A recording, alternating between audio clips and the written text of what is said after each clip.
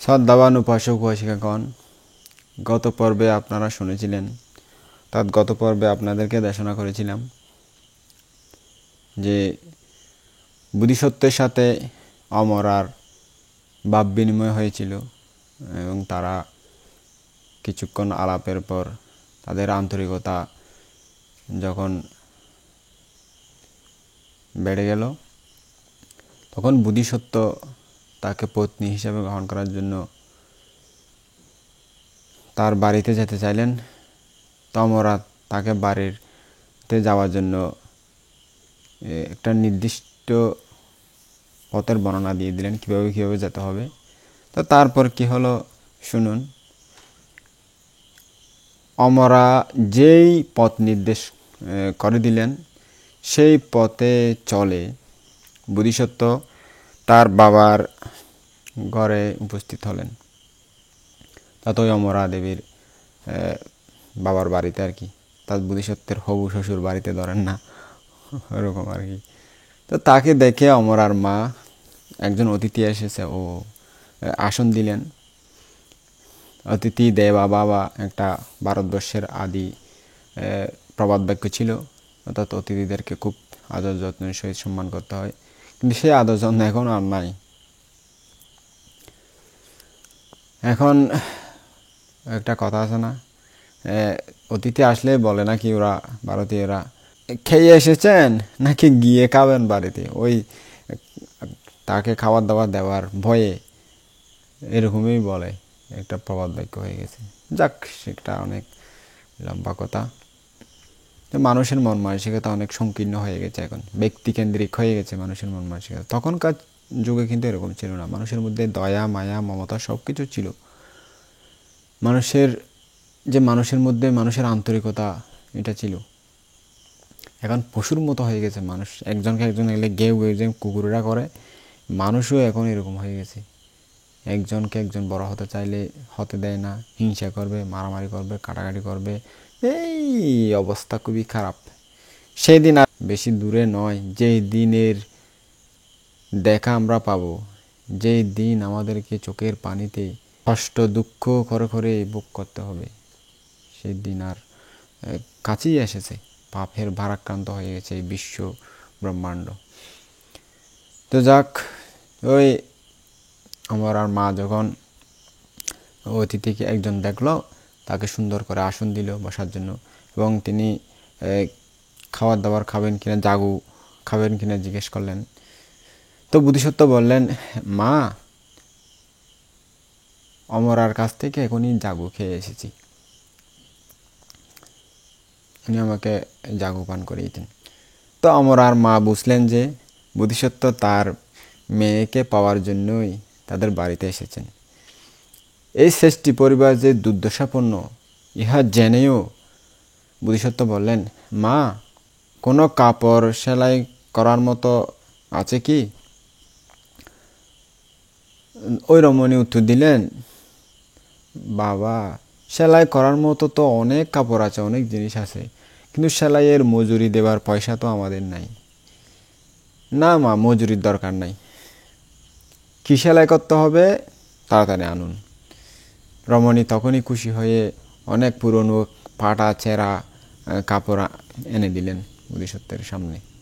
তিনি এক একটি কাপড় আনেন, আর বোধিসত্ত্ব মুহূর্তের মধ্যেই সে কাপড় সেলাই করে দিয়ে দেন।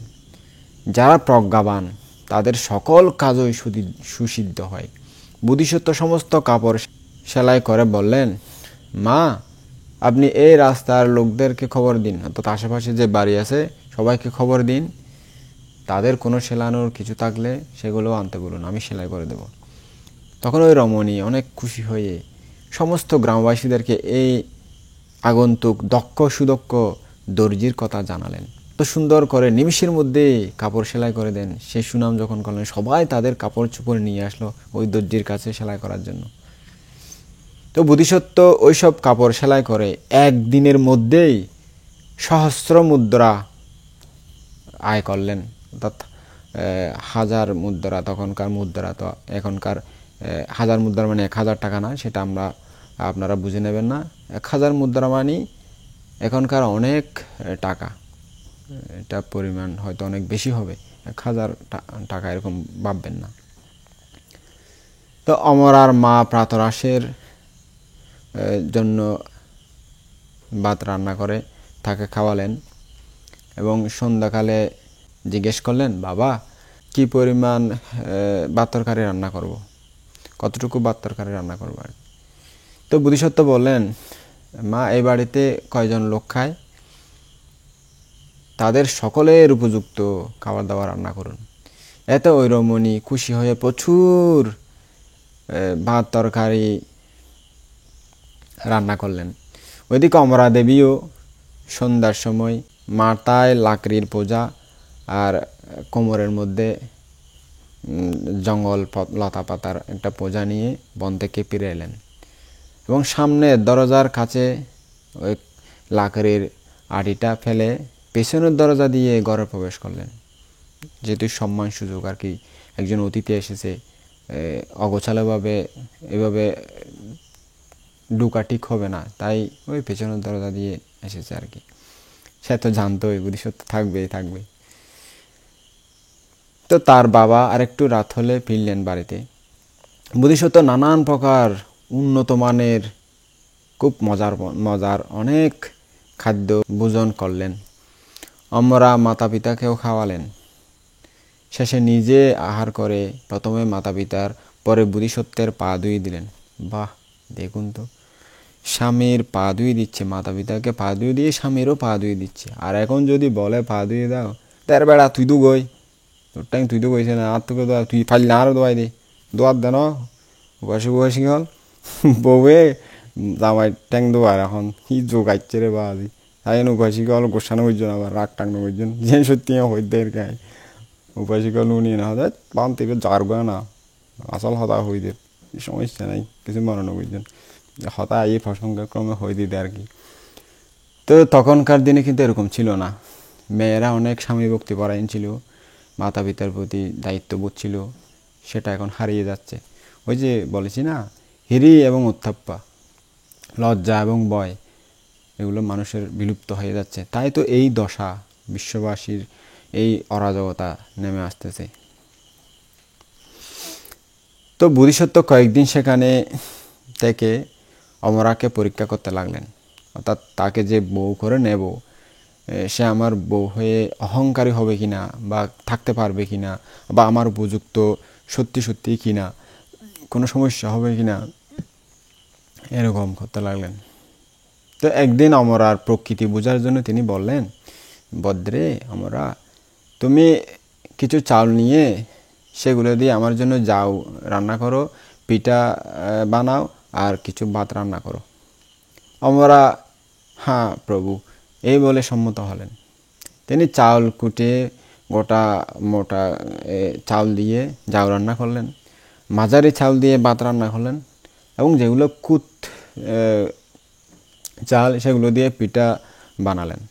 এবং সেই অনুরূপ তরকারি রেঁধে বোধিসত্ত্বকে ভাত তরকারি সহ জাগু খেতে দিলেন।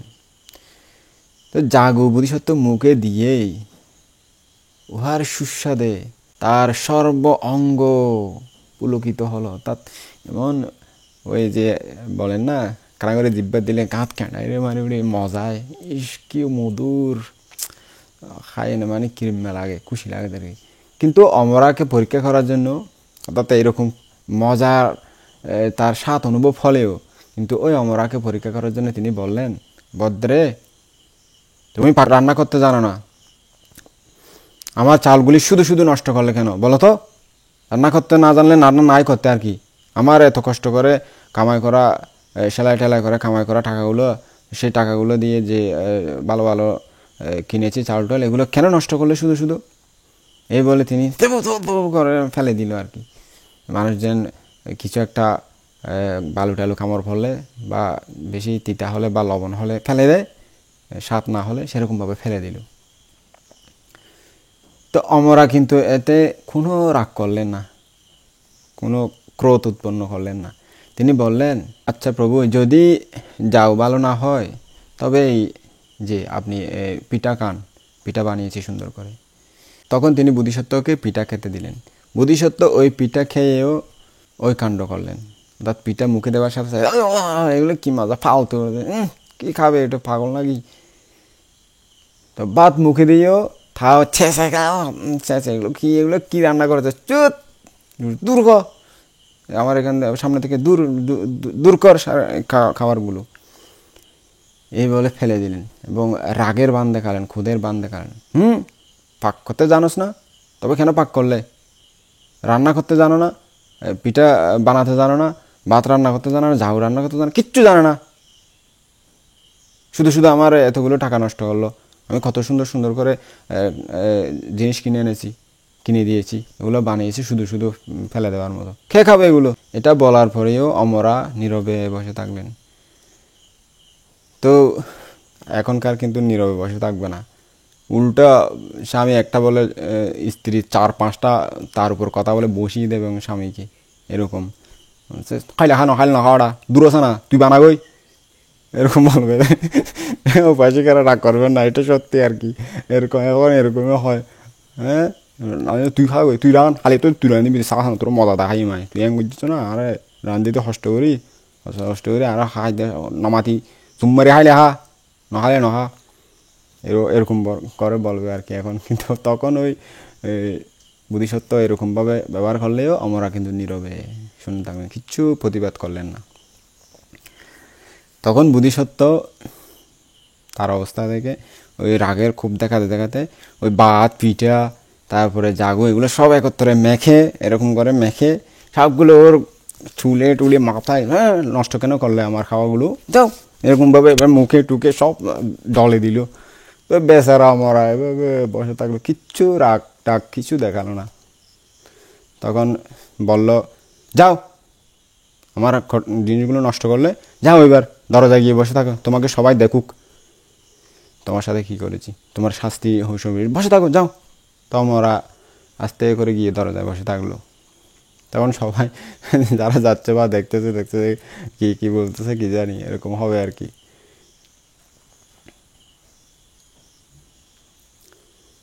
তো স্বামীর নির্দেশ, অর্থাৎ হবু স্বামীর নির্দেশ উনি সুন্দরভাবে পালন করেন, কোনো রাগ কোপ কিছুই দেখালেন না, ওইখানে গিয়েই বসে থাকছে। তে কিছুক্ষণ বসে থাকার পরে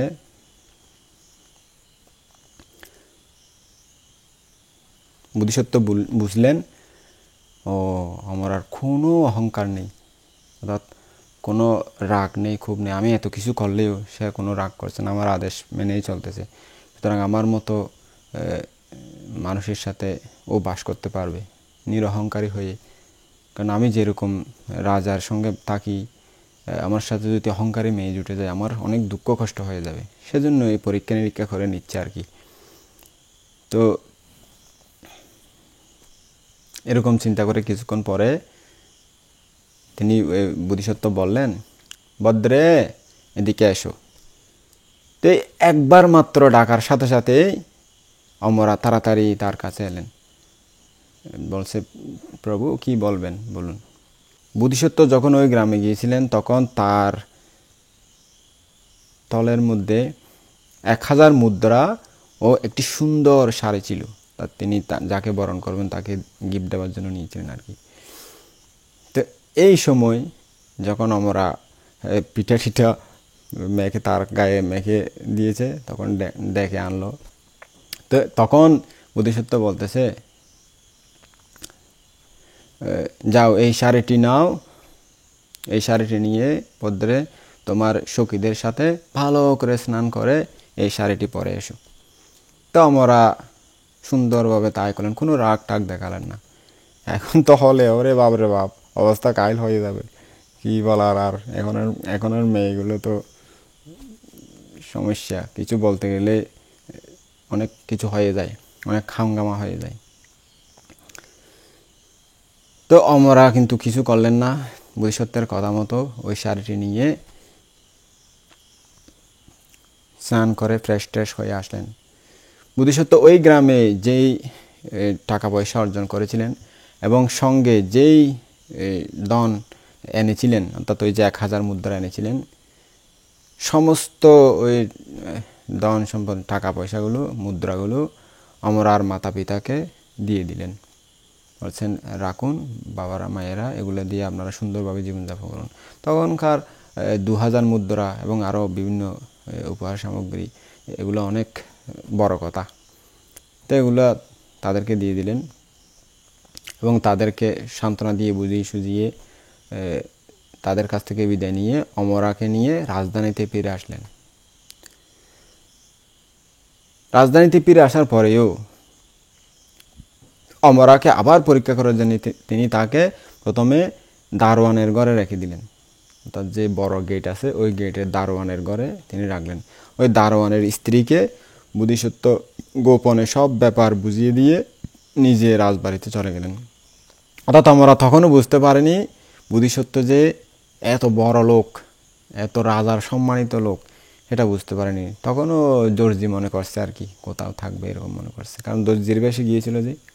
এরপর তিনি কয়েকজন লোক ডেকে বললেন, এই বাবুরা যাও, অমুক বাড়িতে একটা মেয়েকে আমি রেখেছি, তোমরা এই 1000 মুদ্রা নিয়ে তার চরিত্র পরীক্ষা করো, সে কি টাকার বিনিময়ে নিজেকে বিক্রি করে দেবে নাকি নিজের চরিত্র ঠিক রাখবে। তো এই বলে তিনি 1000 মুদ্রা দিয়ে ওই লোকদেরকে ওই দারোয়ানের ঘরে পাঠিয়ে দিলেন। তো তারা গিয়ে অমরাকে ওই ধরনের লোভ দেখালো, বলছে প্রেয়সী নাও না, এই 1000 মুদ্রা, এক দিনের বিনিময়ে, একবারের বিনিময়ে 1000 মুদ্রা দেবো, তুমি এই টাকা নিয়ে অনেক সারা জীবন তোমার সুখে চলে যাবে। দেখো ভেবে দেখো, 1000 মুদ্রা কম না কিন্তু, তখনকার 1000 মুদ্রা কিন্তু অনেক বেশি। তো এই বলে অনেক লোভ টোপ দেখালো, কিন্তু অমরা ঘৃণার সাথে তা প্রত্যাখ্যান করলেন, অর্থাৎ তিনি রাজি হলেন না। তিনি বললেন, নিয়ে যাও, এই দান, এই টাকা পয়সার মুদ্রা আমার স্বামীর পায়ের দুলার সমানও হবে না, নিয়ে যাও এগুলো। তারা ফিরে গিয়ে বোধিসত্ত্বকে এই ঘটনাটি জানালো। এরপর বোধিসত্ত্ব একে একে 3 বার অমরাকে প্রলুব্ধ করার জন্য চেষ্টা করলেন। চতুর্থবারে বলে দিলেন, যদি সে রাজি না হয় তবে তাকে হাত পা ধরে টেনে হিজড়ে নিয়ে আসবে। আর লোকগুলো তাই করলো। বোধিসত্ত্ব তখন বহু মূল্যবান কাপড় চোপড় পরিধান করে ওই প্রাসাদে সুন্দরভাবে রাজপুরুষের মতো অবস্থান করতে লাগলেন। আমরা তাকে নিজের পতি বলে চিনতে পারলেন না। তারা ধরে এনে ওই বোধিসত্ত্বের সামনে নিয়ে আসলো আর কি, বোধিসত্ত্বের ইয়ার মধ্যে। তো কিন্তু এত সাজগোজ, এত সুন্দর রাজপুরুষের মতো কোনো বড় মন্ত্রী বা রাজার রাজপুত্র বা রাজা এরকম কোনো ঘনিষ্ঠ কেউ হবে, বিচারপতি বা বড় কিছু হবে এরকম মনে করলেন আমরা। কারণ সে তো চিনতে পারেনি, সে তো মনে হয় তার স্বামী দর্জি। তখন সেজে গুজে বিভিন্ন অলঙ্কার পরিধান করে, যখন পাগড়ি টাগড়ি পরিধান করে অন্যরকম হয়ে গেছে, তখন আর নিজের স্বামীকে নিজেই চিনতে পারলেন না আমরা। তিনি বোধিসত্ত্বের দিকে চেয়ে থেকে প্রথমে হাসলেন, তারপরে কাঁদলেন। তো বোধিসত্ত্ব তাকে একবার হাসার এবং একবার কাঁদার কারণ জিজ্ঞেস করলেন। তখন অমরা বললেন, মহাশয়, আমি হাসার সময় আপনার ঐশ্বর্য দেখে ভেবেছিলাম, আপনার এত ধনশালী বা ধনী হওয়ার কারণ দেখে ভেবেছিলাম এই ব্যক্তি বিনা কারণে এত ধনী, এত সম্পত্তিশালী হতে পারে নাই। পূর্বজন্মে নিশ্চয়ই কুশল কর্ম করেছিলেন, এই কারণেই ইনি এরূপ ঐশ্বর্যবান হয়েছেন। ওহো, পুণ্যের কি মহাফল! মনে এরূপ চিন্তা উৎপন্ন হয়েছিল, এই কারণেই আমি প্রথমে হেসেছিলাম। তো কাঁদার কারণ কি? কাঁদার কারণ হলো, কাঁদার সময় আমার মনে হয়েছিল, হায়, ইনি অন্যের রক্ষিত পালিতা ধন আত্মসাৎ করতেছেন, এই কারণে তিনি নরকগামী হবেন। অর্থাৎ অন্যের পরের একজন স্ত্রীকে এনে জোর করে ধরে এনে তাকে নিয়ে এসেছেন তাকে ভোগ করার জন্য, এরকম পাপের ফলে নরকে যাবেন। এই জন্যই আমি করুণাবশে কেঁদেছিলাম। এরপর পরীক্ষা দ্বারা মহাসত্য বুঝতে পারলেন যে আমরা বিশুদ্ধ স্বভাবসম্পন্ন, তার কোনো মনে অন্যরকম ভাব নেই। তিনি নিজের লোকদেরকে বললেন, যাও একে রেখে এসো। অমরাকে দারোয়ানের ঘরে পাঠিয়ে দিয়ে তিনি নিজে আবার দর্জি সাজলেন এবং সেখানে গিয়ে তার সাথে রাত কাটালেন। মহাসত্য পরদিন সকালে রাজভবনে গিয়ে উডুম্বরা দেবীকে সমস্ত বৃত্তান্ত জানালেন, কিভাবে তাকে কোথা থেকে পেলেন, কি করলেন, পরীক্ষা নিরীক্ষা করলেন, এগুলো সব কিছু জানালেন আর কি, যেহেতু তার খুব ক্লোজড, তার বোনের মতো লাগে, সব কিছু ওনাকে খুলে বললেন। তো উডুম্বরা দেবী রাজার অনুমতি নিয়ে অমরা দেবীকে সর্ব আবরণে মণ্ডিত করিয়ে মহাযানে আরোহণ করিয়ে মহা আদর যত্নের সহিত বিশাল আয়োজনের সহিত সুন্দরভাবে বোধিসত্ত্বের ঘরে এনে সুন্দরভাবে মহা জাঁকজমকভাবে বিবাহ উৎসব সুসম্পন্ন করলেন। তা অমরার সাথে বোধিসত্ত্বের বিয়ে দিলেন খুব সুন্দরভাবে। রাজা বোধিসত্ত্বকে 1000 মুদ্রা মূল্যের উপহার পাঠালেন খুশি হয়ে। দারোয়ান প্রভৃতি অন্য নগরবাসীরাও সকলে উপহার পাঠালো। অমরা রাজপ্রেরিত উপহার 2 ভাগ করে তার 1 ভাগ রাজার নিকট ফেরত পাঠালেন। নগরবাসীরা যে সকল উপহার দিয়েছিল সেগুলি সম্বন্ধে তিনি এরূপ ব্যবস্থা করলেন যে এতে নগরবাসীরা সকল লোকেই তার প্রতি সন্তুষ্ট হলো, অর্থাৎ তার ব্যবহারে সন্তুষ্ট হলো, অর্থাৎ তিনি সবাইকে আপন করে নিলেন। বোধিসত্ত্ব অমরার সাথে পরম সুখে বাস করতে লাগলেন এবং রাজার ধর্মাত্মসজ্জায় নিরত হলেন, অর্থাৎ রাজাকে সবসময় ভালোভাবে উপদেশ দিতেন এবং তার সম্পদ রক্ষার জন্য সবসময় বুদ্ধি পরামর্শ দিতেন। তো অমরা তো অবাক, হায় রে, আমি কি মনে করেছিলাম আর উনি কি! তো সৎ গুণের পুরস্কার হিসেবে তিনি পেয়েছেন। তো দেখুন, পারামি এটাকে বলে। পারামি কখন ঘুরে যায় কার ভাগ্য কেউ বলতে পারে না। তো এই জন্য সবাইকে নীতি আদর্শের মধ্যে থাকা উচিত। নীতি আদর্শ বিসর্জন দিলে পারামিও আপনাকে ছেড়ে চলে যাবে। তো এরকম নীতি আদর্শ ধরে রাখলে পারামি আপনাকে সবসময় সহায়ক হিসাবে থাকবে আপনার সাথে সাথে।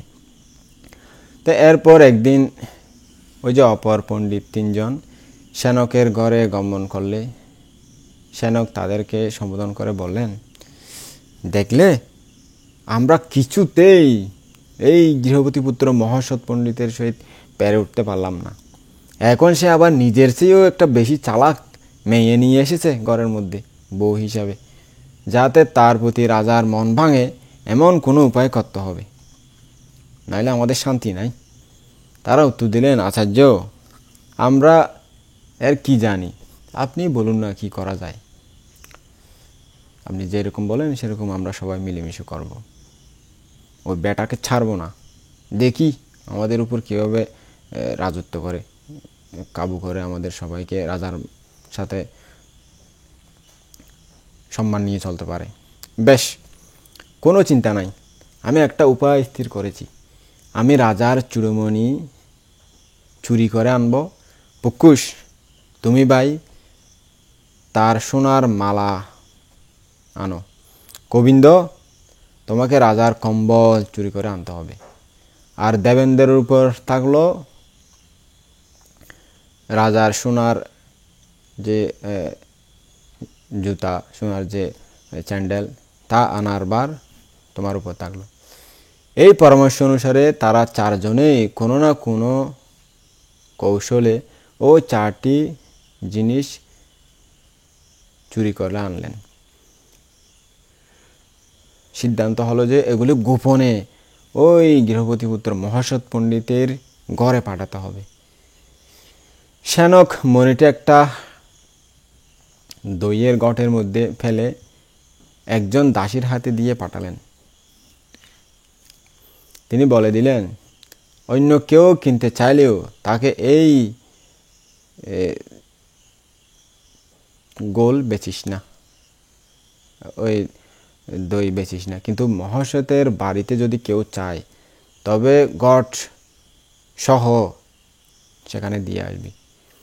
দাসী মহাসৎ পণ্ডিতের ঘরের দরজার সামনে গিয়ে গোল নেবে গো, গোল নেবে গো, গোল নেবে গো, এরকম বলতে বলতে একবার এদিকে একবার এদিকে একবার এদিকে একবার এদিকে করতে লাগলেন। অর্থাৎ কোথাও যাচ্ছে না, ওখানে শুধু গোল নেবে গোল নেবে বলতে হবে। দইয়ের মতো একটা খাবার আর কি, গোলটা হবে এরকম আর কি। তা আমি ওখানে এরকম আছে, কিন্তু আমি আপনাদের বোঝার জন্য এরকম দইয়ের মতো বলতেছি, একটা গোল দইয়ের মতো দিয়ে এটা বানায় আর কি। তো অমরা ঘরের দরজায় দাঁড়িয়েছিলেন।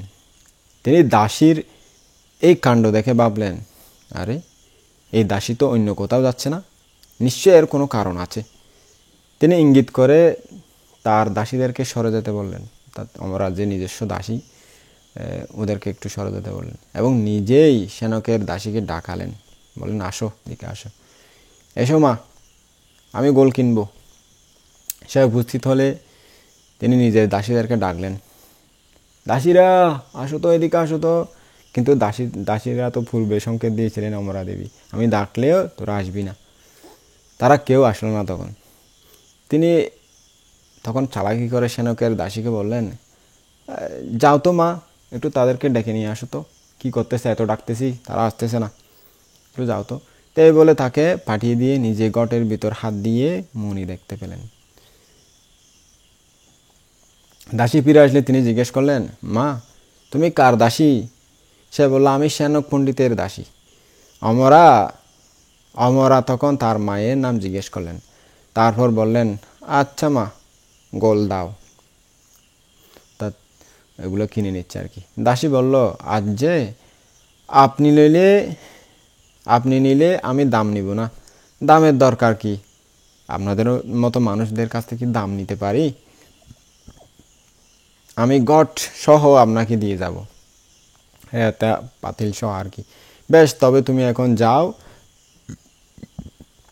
এই বলে অমরা ওই গোলগুলো গ্রহণ করলেন এবং তাকে বিদায় দিয়ে একটি পত্রের মধ্যে লিখে রাখলেন, অমুক সময়ে অমুক মাসের অমুক দিনে সেনকাচার্য অমুকা দাসী কন্যা অমুকার হাত দিয়ে আমাকে রাজার চূড়ামণি উপহার স্বরূপ পাঠিয়েছিলেন। সব কিছু নাম টাম সহ কয়টা বাজে সব কিছু লিখে রাখবেন। তো এরপর পুকুশ মল্লিকা ফুলের একটি কোটার মধ্যে সুবর্ণমালা পাঠালেন, ওই যেটা চুরি করেছিলেন রাজার থেকে। গোবিন্দ একটা শাকসবজির ঝুড়ির মধ্যে কম্বল পাঠিয়ে দিলেন। দেবেন্দ্র এক আটি জবের মধ্যে বেঁধে সোনার পাদুকাগুলো পাঠিয়েছিলেন, সোনার স্যান্ডেলগুলো। আমরা এই সমস্তই গ্রহণ করলেন এবং একটা পত্রের মধ্যে একটা চিঠির মতো জিনিস আর কি, ওখানে যেই ব্যক্তি যেই জিনিসটি আনলো তার নাম, দাম, কয়টা বাজে, কখন আসলো, কি নাম, কি বাবার নাম কি, দাসীটার নাম কি, সব কিছু লিখে বোধিসত্ত্বকে জানিয়ে সমস্ত কিছু যথাস্থানে রেখে দিলেন। এদিকে ওই পণ্ডিত চারজন একদিন রাজভবনে গিয়ে বললেন, মহারাজ, আপনি চূড়ামণি পড়েন না কেন এখন? রাজা বললেন, ও আচ্ছা, তাই তো, পড়তেছি। আমার চূড়ামণিটা আনো তো। এখন রাজকর্মচারীরা দেখতে পেল যে চূড়ামণি কোথাও নাই, কোথাও পাওয়া যাচ্ছে না চূড়ামণিটা।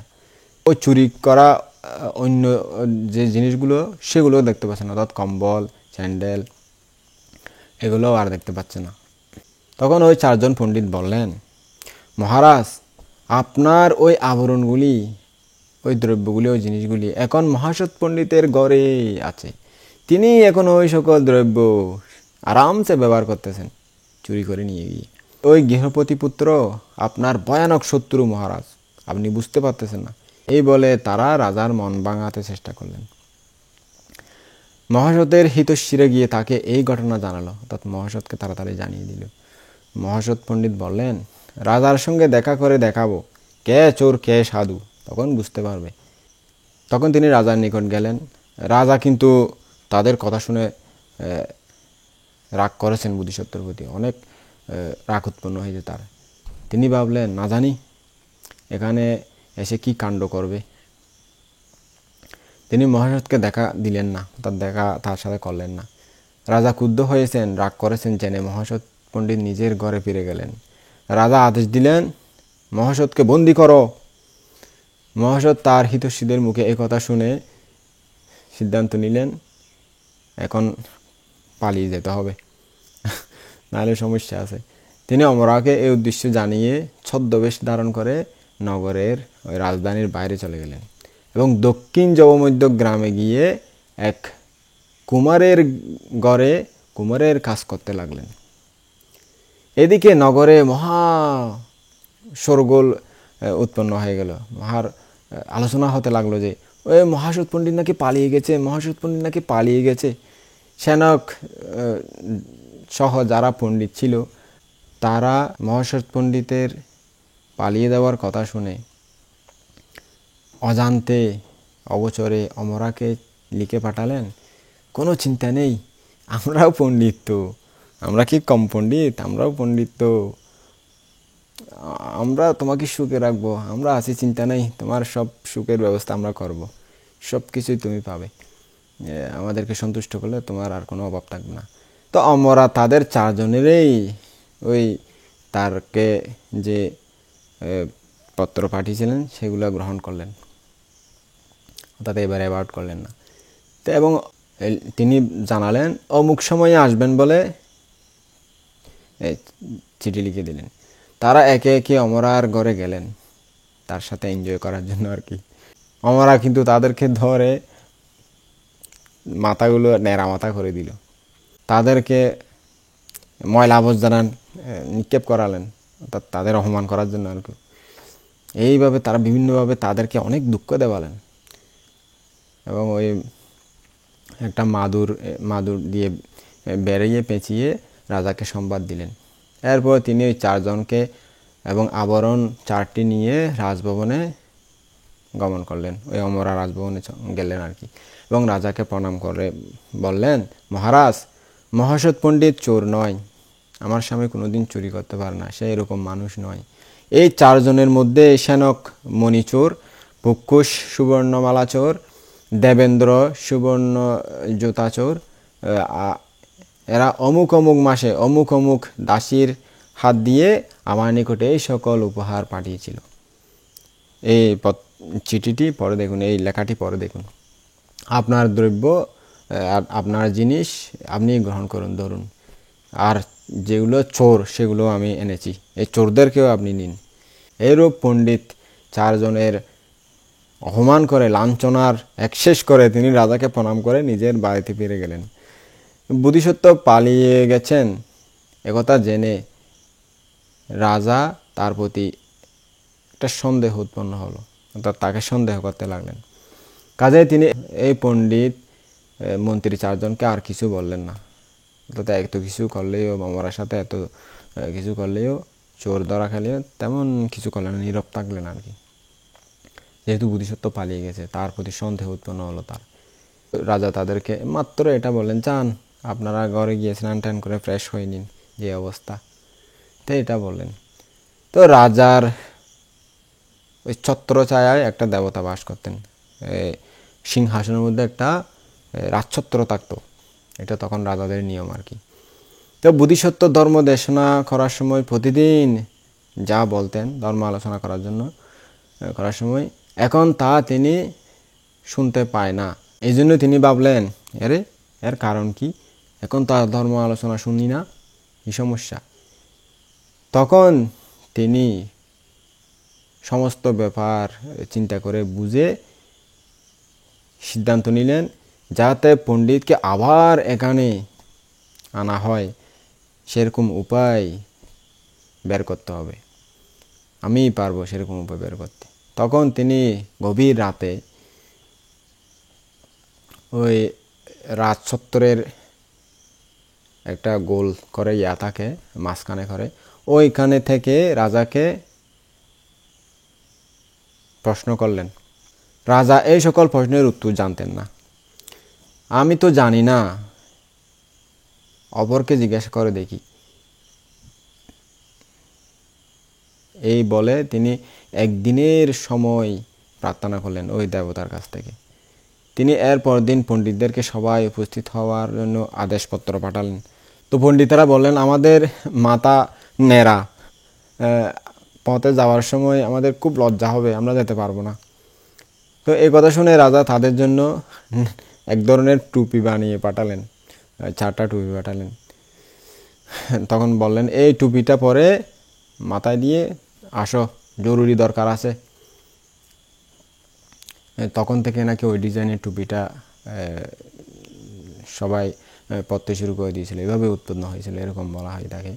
তো ওই পণ্ডিতেরা সবাই গিয়ে নিজ নিজ আসনে যখন বসলেন, তখন রাজা সেনককে বললেন, কাল রাতে ওই আমার শ্বেতসত্তরের অধিষ্ঠাত্রী দেবতা আমাকে 4টি প্রশ্ন করেছেন, আমি সেগুলোর উত্তর জানি না, আমি আমার পণ্ডিতদেরকে জিজ্ঞেস করে আপনার প্রশ্নের উত্তর দেবো, এরকম করে দেবতাকে বলেছিলাম। তো পণ্ডিত মহাশয়গণ, আপনারা এখন আমার এই প্রশ্নগুলোর উত্তর দিন, আমাকে বলতেই হবে, নাহলে আমার সমস্যা আছে। তো মহারাজ কি প্রশ্ন করেছিল বলুন। তখন রাজা বললেন, দেবতা প্রশ্ন করেছে, হস্ত দ্বারা পদ দ্বারা করয়ে প্রহার, মুখেও প্রহার সে করে বারবার, তবু সে প্রিয় অতি দেখিলে তাকে, উপজে আনন্দ বুপ বলত সে কে। সেনক কাকে প্রহার করে, কি প্রহার করে ইত্যাদি যা মুখে আসলো অসম্বন্ধ বাক্য বলতে লাগলো। তিনি প্রশ্নটির আগা গোড়া কিছুই বুঝতে পারলেন না, তার মাথায় এগুলো ঢুকতেছে না। তো অন্য 3জন তো একদম নাজেহাল অবস্থা, তারা তো মাথা চক্কর দিতেছে তখন, আরে এগুলো কি আগা মাথা ছাড়া প্রশ্ন, এগুলো তাও কিচ্ছু মাথায় আসে না। যেখানে সেনক পারতেছে না, তখন অন্য নামের 3জন তো তাদের পারার কথা না। তো তাদের এই অবস্থা দেখে রাজা মনে মনে খুব অসন্তুষ্ট হলো, খুব কষ্ট পেল রাজা। তো রাতে দেবতা আবার দেখা দিয়ে জিজ্ঞেস করলেন, হে মহারাজ, প্রশ্নের উত্তর জেনেছেন কি? রাজা বলেন, আমি 4জন পণ্ডিতকে জিজ্ঞাসা করেছি, তারাও নাকি এই প্রশ্নের উত্তর জানেন না, তারা কিছুই বলেনি।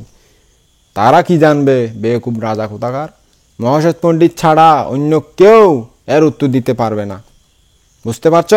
যদি তাকে এনে প্রশ্নের উত্তর না দাও, তবে এই একটা গদা, লোহার গদা, প্রজ্বলিত লাল লোহার গদা দিয়ে তোমার মাথা ভেঙে 7 টুকরো করব। কত সুন্দর আগে ধর্মদেশনা শুনতাম, এখন তাকে তাড়িয়ে দিয়েছে, এখন ধর্মদেশনা শুনতে পাচ্ছি না। রাজা রাজ্য কিভাবে চলাচ্ছে তখন আমি দেখব। তো রাজাকে এভাবে ভয় লাগিয়ে ওই দেবতা আবার বললেন, মহারাজ, আগুনের প্রয়োজন হলে কেউ কি ওই জোনাকি পোকার মধ্যে ফু দেবে? দুধের প্রয়োজন হলে কেউ কি ওই গরুর শিং ধরে দহন করবে? এরকম কেউ করে না।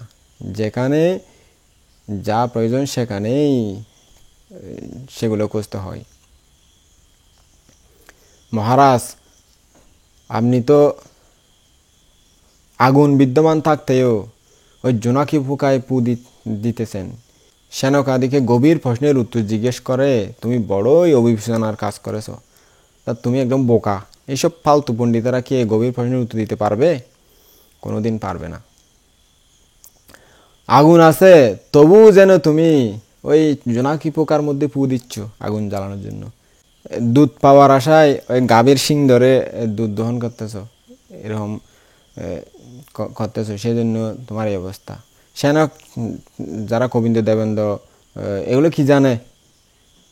তারা তো জোনাকি পোকার মতো।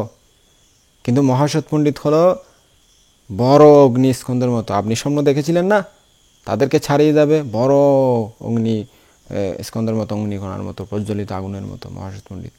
তিনি প্রজ্ঞালোকে জাজ্জল্যমান, প্রজ্বলিত থাকে সবসময়। তো তাকে এনে প্রশ্নের উত্তর জিজ্ঞেস করো তাড়াতাড়ি। আমার প্রশ্নের সদুত্তর দিতে না পারলে তোমাকে মেরে ফেলবে একদম। ইহা যেন মনে থাকে, সাবধান। তো রাজাকে এভাবে ভয় দেখিয়ে সেই দেবতা অদৃশ্য হলেন। তো বেচারা রাজা মরণভয়ে এমনভাবে ভয় পেয়ে গেলেন, ভীত হলেন যে পরদিন অমাত্যদেরকে ডেকে বললেন, বাপ সকল, তোমরা 4জন 4টি সুন্দর রথে চড়ে নগরের 4দিকে বের হও তাড়াতাড়ি, এবং যেখানে আমার পুত্র মহাসৎ পণ্ডিতকে দেখতে পাবে সেখানেই যথাসাধ্য সম্মান দেখিয়ে তাকে তাড়াতাড়ি আমার নিকট নিয়ে আনবে। এই আদেশ দিয়ে রাজা 4জন মন্ত্রীকে মহাসৎ পণ্ডিতকে খোঁজার জন্য পাঠিয়ে দিলেন। তো তাদের মধ্যে 3জন মহাসৎ পণ্ডিতের দেখা পেলেন না, কিন্তু যিনি দক্ষিণ দরজা দিয়ে যাত্রা করেছিলেন তিনি ওই দক্ষিণ যবমধ্য গ্রামে গিয়ে দেখলেন মহাসৎ পণ্ডিত খড়ের গাদার উপর বসে অল্প পরিমাণ একটা সুপের মধ্যে ভিজিয়ে এক মুঠ ওই জবান্ন খাচ্ছেন, জব দিয়ে যে খাবার তৈরি হয় এগুলো খাচ্ছেন আর কি। মাটি নিয়ে এসে ও কুম্ভকার আচার্যের ওই চাকাটি ঘুরিয়েছিলেন বলে তার সমস্ত শরীর তখন কাদায় মাটিতে অপরিষ্কার হয়ে রয়েছিল। মহাসৎ যে এমন হীন কাজ করতেছিলেন এর কারণ কি? তিনি ভেবেছিলেন রাজার হয়তো সন্দেহ হয়েছে যে আমি তার রাজ্য গ্রহণ করব, তাকে মেরে ফেলে বা চক্রান্ত করে, কিন্তু আমি কুমারে কাজ করে জীবিকা নির্বাহ করতেছি এই কথা শুনলে তার সে সন্দেহ থাকবে না।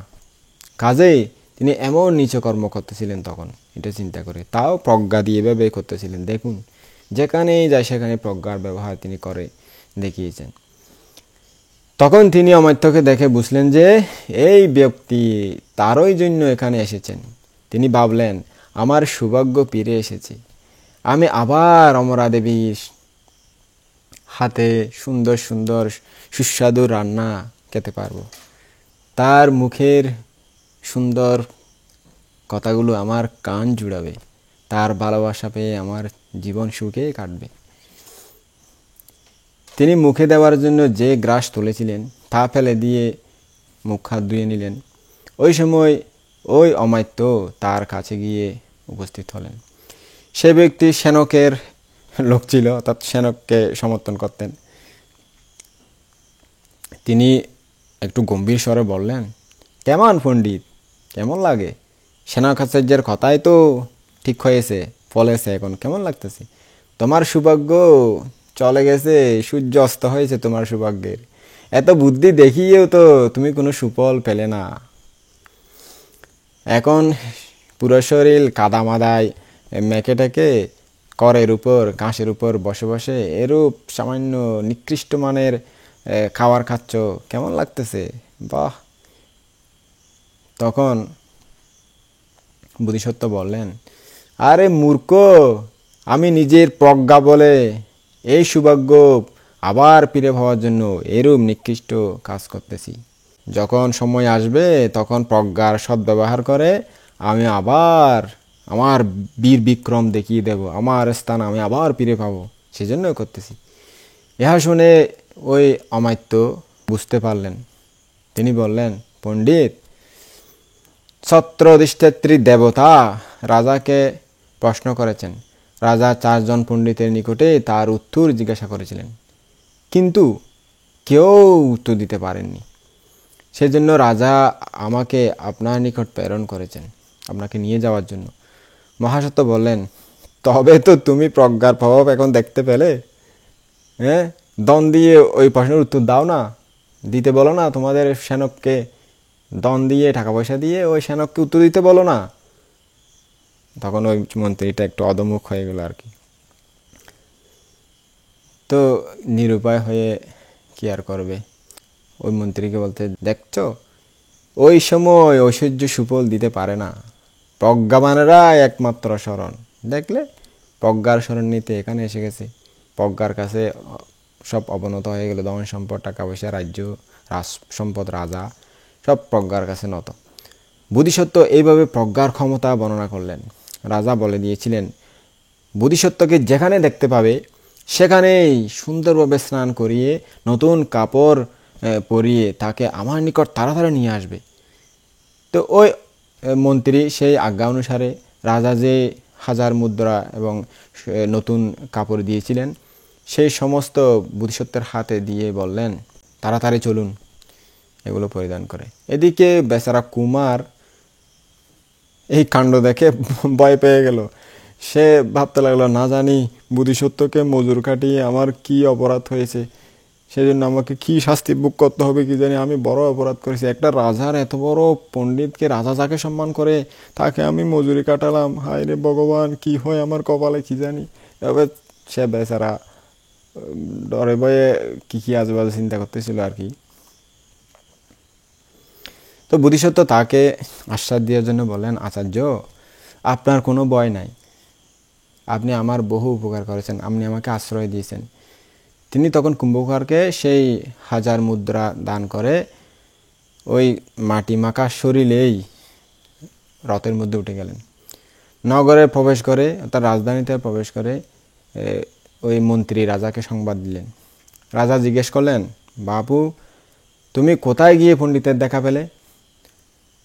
তখন অমাত্য বললেন, তিনি দক্ষিণ জবমধ্যগ্রামে এক কুমারের ঘরে কুমারের কাজ করে জীবিকা নির্বাহ করতেছিলেন। আপনি দেখেছেন? এটা শুনে স্নান না করেই মাটি টাটি দেখে, অপরিষ্কার দেখে এখানে চলে এসেছেন। ইহা শুনে রাজা ভাবলেন, মহাসৎ আমার শত্রু হলে নিশ্চয়ই সে অনুচরাদি লোক টোক জোয়ার করে মহা শক্তিশালী হয়ে ফিরে আসত। সে নিশ্চয় আমার শত্রু নয়। তিনি অমাত্যকে বললেন, আমার পুত্রকে তার বাড়িতে নিয়ে যাও, সেখানে তাকে স্নান করাও এবং দামি দামি অলঙ্কারাদি পরাও। আমি যে সকল রথ টথ যেগুলো দান করেছি সেই সমস্ত নিয়েই যেন আজকে তাড়াতাড়ি এখানে সে উপস্থিত হয়। রাজার আদেশ শুনে বোধিসত্ত্ব তাই করলেন। তিনি রাজভবনে গিয়ে নিজের আগমন বার্তা জানালেন এবং প্রবেশ করতে অনুমতি পেয়ে রাজাকে প্রার্থনাপূর্বক এক পাশে অবস্থান করতে লাগলেন। তখন রাজা বললেন, তুমি যে ক্ষমতাশালী মহাসৎ পণ্ডিত, তোমার যে বুদ্ধি, যে প্রজ্ঞা, যে মেধা, তুমি ইচ্ছে করলেই অনেক ঐশ্বর্যশালী হতে পারো, অনেক ক্ষমতাশালী হতে পারো, রাজ্য তুমি দখল করতে পারো চাইলে। তুমি এরকম করতেছো না কেন? তুমি তো চাইলে অনেক কিছু করতে পারো, একটা কারণটা বলো তো, তুমি কারো অনিষ্ট করতেছো না কেন তাইলে? তো বোধিসত্ত্ব বললেন, মহারাজ, নিজের সুখের জন্য যে পণ্ডিত ব্যক্তি পাপ করে, অন্যের ক্ষতি করে, নিজে বড়লোক হয়, সম্পদশালী হয়, সে বহু দুঃখ পায়, নরকে গিয়ে দুঃখ পায়। সাধু সজ্জনেরা তার নিন্দা করে, ভালো মানুষেরা তার বদনাম করে। সেজন্য ধর্মপথে চলাই উত্তম। পণ্ডিত ব্যক্তির কখনো অধর্মপথে চলে সেরকম কাজ করেন না। তাই আমি ধর্ম চিন্তা করে সেটা করি না। তখন রাজা আবার বোধিসত্ত্বকে পরীক্ষা করার জন্য ক্ষত্রিয় মায়ায় একটা কথা বললেন।